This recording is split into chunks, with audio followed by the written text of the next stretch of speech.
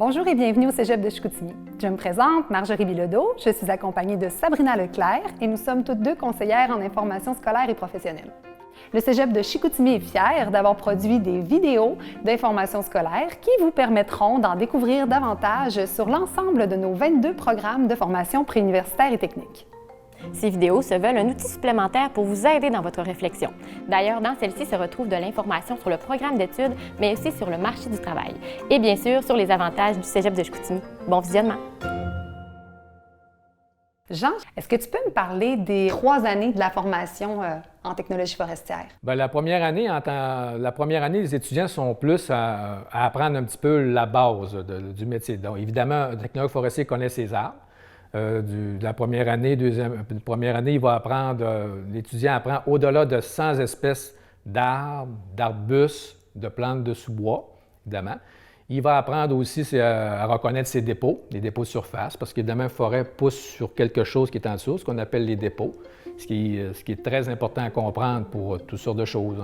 Pourquoi la forêt pousse de telle manière? Bien, ça dépend de la richesse des sols. Mais les sols ont aussi son importance quand il va faire des travaux d'aménagement ou de récolte pour la machinerie lourde, quelle essence planter dans tel site. Fait que la première année, il va apprendre un petit peu la base, les sols, les plantes, tout ça. Deuxième année, il va y plus à comprendre un petit peu les interactions entre tout ça. OK, on a un tel sol, on a un dépôt glaciaire, bien écoute, c'est tel type de forêt qui va pousser là-dessus. C'est pas par hasard. C'est pas par hasard que ces essences-là vont pousser sur tel dépôt et puis les plantes non plus. Il va apprendre ça en deuxième année. Troisième année, bien là, c'est plus le métier qui va apprendre à gérer un petit peu tout ça. Un coup qui connaît la forêt, comment qu'elle pousse, ses essences, bien là, il va apprendre à les gérer, comment qu'on va les récolter. Un coup que ça va être récolté, qu'est-ce que je vais faire pour régénérer ma forêt, soit par reboisement, soit naturellement, et puis tous les travaux subséquents qui vont suivre. Ça, c'est plus en troisième année qu'on apprend à faire ça. Et puis, évidemment, il apprend à faire des plans. La planification et de la gestion. On a un programme qui est axé beaucoup sur les sorties. On fait pas juste de la théorie, on fait beaucoup de sorties. On a calculé qu'on fait au-delà de 100 sorties durant le programme, sur 3 ans. Fait qu'il y a des sessions, entre autres, la deuxième année à l'automne, les étudiants sont au-delà de 50 du temps sur le terrain. Bonjour les gars. Aujourd'hui, on va travailler près du secteur Saint-Jean-Vianney. Donc on a 6 parcelles à mettre en place. Dans chaque parcelle, on a récolté des données pour que moi je puisse mettre en place les classes commerciales. Ça m'amène à te poser la question entre la différence entre le technologue forestier et l'ingénieur forestier. La meilleure image qu'on peut donner, en fait, pour le plus simple, c'est comme un médecin. Un médecin, c'est un universitaire, et puis l'infirmière. Fait que l'infirmière est le bras droit du médecin. À la même image, le technologue forestier est le bras droit de l'ingénieur forestier. L'ingénieur forestier est plus au niveau de gestion budgétaire ou planification à plus grande échelle régionale. Fait que c'est le bras droit. C'est lui qui va le dire à l'ingénieur, bien sur le terrain, j'ai telle chose, ça marchera peut-être pas, ça va faire. Fait que c'est un peu le lien qu'il y a entre les deux. J'ai l'impression que le programme de technologie forestière, il y a encore un préjugé qui perdure du bûcheron qui détruit les forêts, alors que c'est tout autre. Oui, effectivement. C'est un mythe qui est absolument tenace, qu'on essaye évidemment d'éliminer le plus possible. Mais le technologue forestier a vraiment pu le même travail qu'il y avait à l'époque. Maintenant, un technologue forestier, déjà en partant, ça n'utilise pas de CHN ni de débroussailleuse. C'est quelqu'un qui est plus technologique, c'est quelqu'un qui connaît la forêt, en termes, il connaît ses plantes, il connaît ses arbres, il connaît les interactions entre le sol, l'environnement et puis les forêts. C'est donc maintenant plus un gestionnaire. Donc, c'est quelqu'un qui planifie des travaux de récolte, c'est quelqu'un qui planifie des travaux d'aménagement, donc c'est plus un gestionnaire de la ressource. Fait que un technologue aujourd'hui n'utilise pas de hache, il utilise un GPS, il utilise un ordinateur, et puis c'est quelqu'un aussi qui s'occupe de santé et sécurité au travail. Tu me parles d'ordinateur, tu me parles de GPS. Dans quelle tâche au quotidien ils vont se servir de ça? Parce que c'est avec un ordinateur qui va faire toute sa planification de coupe. Donc, c'est un technologue forestier, il n'ira pas sur le terrain à décider ce matin, je vais couper là. C'est un travail qui se fait par ordinateur, évidemment en fonction des lois et règlements, parce que quand même, au Québec, particulièrement, la forêt, la législation est quand même pas capricieuse, mais quand il y a une bonne législation qui s'assure de bien protéger nos forêts. Donc, son travail se passe beaucoup à l'ordinateur, à planifier ses travaux. Donc, ça récolte. S'il y a des chemins à placer, il va le faire sur un ordinateur. Ses secteurs de cours, il va le faire là-dessus. Ses secteurs de reboisement et tous les l'éclaircie précommerciale, les préparations de terrain, on va se faire là-dessus. Fait que déjà, avant de se rendre sur le terrain, il va avoir déjà une très bonne idée de c'est quoi qu'il va avoir à faire comme travail. C'est son outil, c'est son gros outil, c'est bien important. Sur le terrain, on parle évidemment de GPS. Un technologue n'ira pas, comme on dit, à peu près comme ça en forêt. Il y a son GPS qui va l'aider à localiser. Puis sur son GPS, même ses petites tablettes, tout le travail qu'il a fait à l'ordinateur, il va l'avoir avec lui. Donc, il va être capable en temps réel de voir, bien, ce que j'ai planifié, il est sur mon écran là, OK, ça ressemble à ça. Et puis, il va gérer son travail comme ça.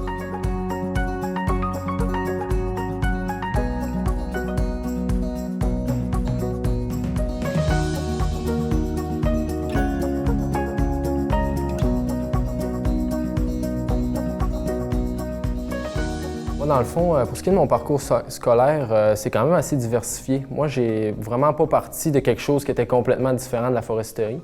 Moi, dans le fond, la raison, là, si je peux partir de là, qui m'a amené en foresterie, c'est le fait que moi, je suis né dans le fond d'un rang, à Saint-David-de-Falardeau. Fait que très jeune, mes parents se sont achetés une érablière. Fait qu'on passait beaucoup de temps là-bas. Mais mon temps des fêtes, ça ressemblait un petit peu à, tu sais, on décollait à motoneige puis on allait remonter l'eau d'érable. Fait que là, moi, c'est ça. Je me suis dit, je suis quand même assez bien dans le bois. Fait que quand ça a été le temps vraiment de trouver mon choix de carrière après le secondaire, au début, je voulais pas trop, aller dans les grosses études. Je voulais aller au plus vite possible sur le marché du travail. Fait que dans le fond, j'ai fait un DEP en protection et exploitation des territoires fauniques à l'Abbé. Ça montrait vraiment le volet protection autant que l'exploitation.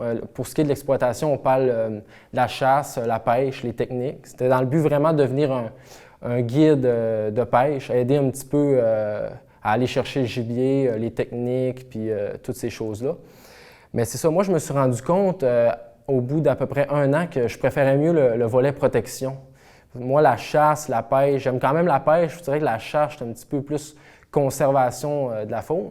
Fait que c'est ça. Là, on a eu la possibilité de faire un cours en protection de la faune. C'était au mois de décembre. C'était les agents qui montaient directement à Alma. Ça, c'était dans le but de devenir agent de protection de la faune, mais niveau, comme on pourrait dire, stagiaire. C'était assistant à protection de la faune, qui appelait dans le temps. Fait que là, c'est ça. Moi, j'ai fait le cours. J'ai travaillé un été là-dedans. Puis, dans le fond, j'ai quand même aimé ça. Je me suis dit, après, je vais m'en aller à Alma. L'année d'après, il y avait un cours qui s'appelait protection de la faune. Fait que c'est ça. Je me suis enligné là-dedans. Mais je me suis rendu compte qu'il n'y avait pas assez de jobs là-dedans. Fait que c'est pour ça qu'après, ils m'offraient des jobs à Blanc-Sablon, Off-Saint-Pierre. Je trouvais que c'était des coins que j'avais pas bien de possibilités d'avenir. Fait que là, après ça, j'ai épluché un petit peu ce qui restait au niveau des branches connexes à la faune. Puis là, c'est là que j'ai trouvé la foresterie. Je me suis informé comme il faut. Puis là, c'est ça. Étant donné tous mes antécédents de tout ce que j'avais fait au niveau de mes études, je me suis dit, c'est peut-être un domaine qui pourrait m'attirer plus qu'un autre. C'est ça, je me sens venu. C'est ma 3e année. Puis je peux dire à ce moment-là que j'ai quand même fait un meilleur choix que les autres, parce que ça me rejoint sur beaucoup de points. Le fait aussi que je suis quelqu'un qui est solitaire, j'aime ça travailler dans le bois, puis j'aime ça autant travailler en équipe, mais j'aime aussi la diversité, puis j'aime ça quand ma job n'est pas répétitif. Fait que je pense qu'au niveau de la foresterie, c'est un bon choix de carrière. Moi, j'ai entendu parler de la première fois de mon programme aux expositions Zigzag qui se donnait à l'université, à l'UQAC dans le fond. Puis j'ai rencontré une certaine Chantal qui aujourd'hui est mon enseignante ici au Cégep de Chicoutimi en technologie forestière. Puis elle m'a vraiment fait réaliser que la technologie forestière, c'était vraiment le programme qui était fait pour moi et qui me convenait. Surtout que je viens d'une famille de forestiers. J'ai plusieurs oncles qui sont techniciens forestiers ainsi qu'ouvriers sylvicoles. Donc, c'est ça. C'est aussi... T'as ça dans le sang. Oui, c'est ça. C'est aussi par rapport à mes valeurs que ma famille m'a transmises. Qu'est-ce que tu penses que ça prend pour un étudiant qui désire s'inscrire en foresterie? Moi, je pense que ça prend quelqu'un qui aime beaucoup le plein air. C'est sûr que quelqu'un qui va dire « Ouais, je me suis cassé un ongle dans le bois, puis tu sais, des petits souliers à talons hauts, ça ne fera pas. » Prends quelqu'un qui aime déjà le plein air à la base, à naissance. Peut-être quelqu'un aussi qui est né dans un petit village ou quelqu'un qui est habitué à la campagne, parce que si on ne le cachera pas, le 75% du temps, on va être dans le bois. Fait que moi, je recommanderais d'avoir une bonne forme physique aussi, parce que c'est sûr que des montagnes, on en monte. Moi, je dis tout le temps, il n'y a pas un pavé qui va nous amener à notre parcelle. J'ai dit, là, on marche, nous, on traverse les Andins, on traverse les forêts, on est dans les intempéries autant que dans le bon temps. Il y a les mouches, il y a la chaleur, il y a le froid, puis c'est tout à prendre ça en considération. Mais quand on est un passionné de nature, moi, je pense que c'est quand même assez facile de passer au travers de ça.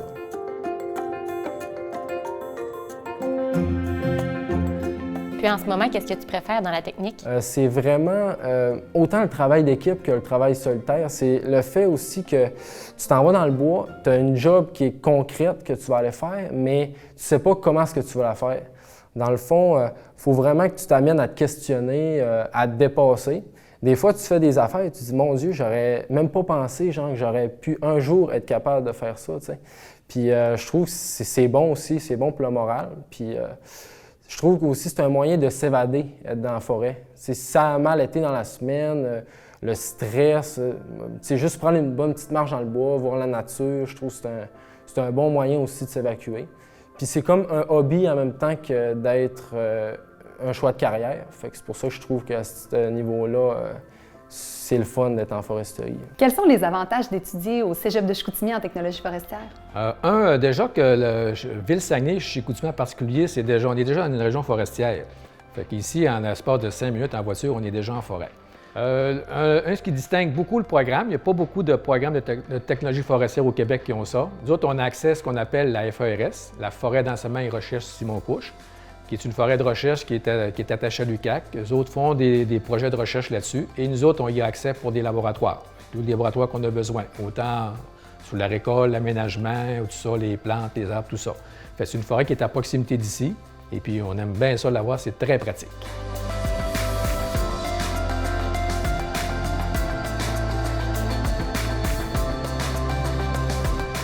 L'autre avantage qu'on a aussi, on a ce qu'on appelle un martellodrome.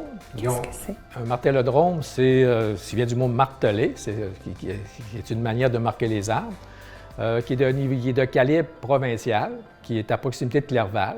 Ça permet, c'est un cours en particulier qui permet d'identifier les défauts sur les essences feuillues, les champignons qui causent des dommages, les reconnaître, identifier les arbres. Le martelage est utilisé surtout en forêt feuillue, plus dans le sud, là, où ce qu'on a à déterminer les arbres qui ont à couper pour certains types de travaux. C'est à ça que ça sert. C'est calibre provincial, on a ça ici à côté. Pour ce qui est des défis dans la technique, moi je pense que ce serait le fait qu'il faut toujours se dépasser de plus en plus. C'est sûr que c'est pas fait pour quelqu'un qui va chercher vraiment à avoir une job que ça va être répétitif, comme on dit. Toujours la même affaire, tu te réveilles le matin, tu sais ce que tu vas faire de A à Z, de 8h à 4h. C'est sûr que nous autres, pour ce qui est de nos défis, on ne saura jamais premièrement dans quoi est-ce qu'on s'embarque. Autant de journées, on peut penser qu'on va aller simplement vérifier un terrain, que là on se remonte, que la machinerie lâche, puis là on va avoir vraiment à gérer des problèmes pour ce qui est de notre personnel. Puis après ça, c'est le fait aussi qu'il faut toujours se mettre à jour parce qu'il y a des devis qui sont renouvelés à chaque année. Fait que des fois, on a une petite nuance que l'année d'après, ça va être complètement le contraire. Fait qu'il faut toujours se tenir à jour. C'est beaucoup de matière, c'est beaucoup de choses à apprendre. Contrairement à ce que le monde pense, c'est sûr qu'il y a beaucoup de documents pour nous renseigner par rapport à ça. C'est sûr que c'est pas comme la médecine, comme on peut dire, mais souvent le monde il pense que vu que c'est de la forêt, c'est ça, c'est quelque chose qui est facile, c'est quelque chose qu'on peut se permettre de botcher. Mais on est toujours vérifié par le ministère. C'est ça que je dis au monde. Peu importe tout ce qu'on va faire, là, ça va être quand même vérifié. Puis on ne peut pas se permettre d'erreur parce que si on cumule une erreur à long terme, s'il y a des coûts qui sont mis par rapport à ça, si on mesure mal une bille, c'est pas grave, mais si on en mesure 100 qui sont moins bonnes, on va dire qu'à un moment donné, il y a quelqu'un qui va payer pour ce qui est du volume qui va excéder au final. Fait que c'est ça, il faut toujours être quand même quelqu'un de minutieux. C'est sûr qu'il n'y aura pas mort d'homme, mettons, comme en médecine, mais c'est ça, il faut quand même avoir sa job à cœur là, parce que c'est quelque chose qui est quand même aussi important, vu que on peut dire que c'est un peu notre ressource principale au Saguenay-Lac-Saint-Jean, la foresterie. C'est d'être quelqu'un de minutieux, puis c'est vraiment ça le grand défi, là. C'est toujours de se dépasser. Là. Peux-tu me parler de la formule alternance travail-études qui est offerte dans le programme de technologie forestière? Oui, la technologie forestière fait partie d'un des programmes du Cégep qui offre le programme alternance travail-études. Dans le fond, de la manière que ça fonctionne, c'est durant l'été. On s'assure de placer nos étudiants en milieu de travail forestier. Donc, on fait affaire avec l'ensemble des entreprises de la région. On peut parler, je ne sais pas si je peux les nommer, là, c'est Éric-Girard, Courfeyrac-Boileau, Forestra, tout ça. Toutes les entreprises forestières qui engagent des étudiants durant l'été, rémunérés, évidemment, et puis qui permet à l'étudiant de prendre un contact, solidement réel avec le métier. Donc, ils vont être attitrés à des tâches d'un technologue là, en apprentissage. Donc, faire des inventaires, travailler en compagnie des contremaîtres pour voir le travail, comment ça se fait. Il y en a qui travaillent aussi à la SOF-feu, il y en a qui s'intéressent aussi au feu, aux insectes et maladies. C'est ancien insectes et maladies avec l'épidémie de tordeuse, c'est assez populaire. Fait que ça permet à l'étudiant, dans un stage comme ça, d'apprendre son métier. Et ça se passe pendant les 2 étés, l'été de la première à la deuxième? Oui, c'est sur 2 étés. Première année et deuxième année, sur 2 ans. Et c'est une formule qui est optionnelle quand même, mais j'imagine qu'il y a un bon nombre d'étudiants qui doivent choisir... Oui, c'est effectivement une formule optionnelle. L'étudiant n'est pas obligé. Mais la majorité, la très large majorité des étudiants y participent. À quoi ressemble la situation de placement de nos diplômés? Les diplômés, en finissant à la 3e année, à toute fin pratique, le placement est à 100 Quelqu'un qui a son DEC, automatiquement, va se placer. Et puis même déjà qu'on observe que même durant les stages ATE qu'on parlait précédemment, l'étudiant qui a fait son stage dans une entreprise puis que ça a, entre guillemets, fait l'affaire, à la sortie quand il va avoir son DEC, il va rentrer dans l'entreprise et il va continuer. Fait que le placement est excellent. Évidemment, c'est comme dans bien des domaines, on est dans un phénomène de rareté de main-d'œuvre. Et puis, à un tel point qu'on a déjà même observé que déjà des étudiants en stage avaient des responsabilités de quasiment quelqu'un qui est finissant. Et puis, quelqu'un qui est finissant maintenant, de nos jours, a des responsabilités que si on monte à 20 ans, c'est un technologue de dizaines d'expériences qui faisait ces tâches-là. On parle de contremaître de courbe, contremaître de chemin, c'est des choses comme ça. Fait que le placement, il est 100 %. Est-ce que vous avez quand même des étudiants qui décident de poursuivre à l'université? Oui, il y en a quelques-uns. Je ne peux pas donner de chiffres, mais dépendamment des cohortes, d'année en année, il y a des cohortes qui en a eu plusieurs, 2, 3, 4, 5, et puis il y en a que c'est moins, mais il y en a quelques-uns. J'ajouterais même que vous avez des ententes avec différentes universités pour le programme de génie forestier. Oui, on a 2 passerelles, une avec l'Université Laval, à Québec, à la faculté de foresterie et géodésie, évidemment, et puis avec l'Université de Moncton, au Nouveau-Brunswick. C'est les 2. C'est quoi la suite pour toi après ta technique? Pour le moment, je suis encore en réflexion pour savoir vraiment ce que je veux aller, parce que je n'ai pas terminé encore mon cours. Il reste encore beaucoup de choses à voir pour faire vraiment le choix de ce que je veux faire. Mais ce qui est le fun avec l'alternance travail-études, c'est que j'ai pu faire 2 stages. Il y en a un, j'étais sur la coupe, donc j'ai vu vraiment ce qui est du contremétrage, fait des parcelles de commercial, comme on dit. Puis mon 2e stage, ça m'a permis plus de voir le volet non commercial, les parcelles. J'ai travaillé avec des planteurs beaucoup aussi.